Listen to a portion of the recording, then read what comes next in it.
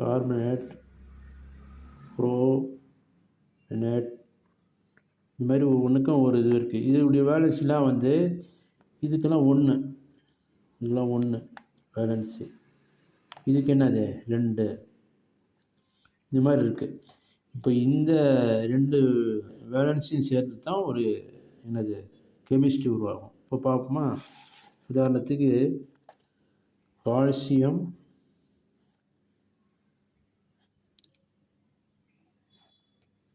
By sulphate, இதுக்கு எப்படி formula எழுதுறது? வேலன்சி 1, கால்சியம் வந்து வேலன்சி எவ்வளோ 2 + 2. இப்போ என்ன செய்யணும்? இதை ஆப்போசிட்டாக மாற்றி எழுதணும். ஆப்போசிட்டாக மாற்றி எழுதணும். மாற்றி எழுதுனா என்ன வரும்? 1 இங்கே போய்டுமா? கால்சியம் 1, சல்ஃபேட் இப்படி வந்துடும். அப்போது கால்சியம் பை சல்ஃபேட்.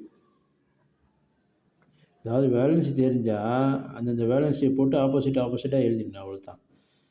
இப்போ இதை தெரிஞ்சுக்கிறதுக்கு தான் ஒரு பட்டியலே தேவை நம்மளுக்கு, புரியுதா? இப்போ வந்து கால்சியம் சல்ஃபேட் கண்டுபிடிச்சோமா, அப்புறம் வந்து இரும்பு சல்ஃபேட்டு பை சல்ஃபேட் கண்டுபிடிப்போமா. இரும்புக்கு என்னது 3ன்னு வச்சுக்கோங்க. ஹைட்ரஜன் சல்ஃபேட்டு தான் அது.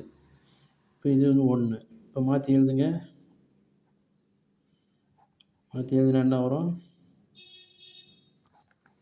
இரும்பு 1, இந்த மாதிரி வந்துச்சுன்னா ப்ராக்கெட் போட்டுக்கணும், ப்ராக்கெட் 3. இது என்னது?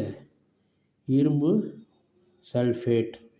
சல்ஃபைடுங்கிறது வேறு, சல்ஃபேட்டுங்கிறது வேறு. உதாரணத்துக்கு ஹைட்ரஜன், இது பேர் சல்ஃபேட். இது வந்து அதிகமாக 4 அதிகமாக இருக்குது.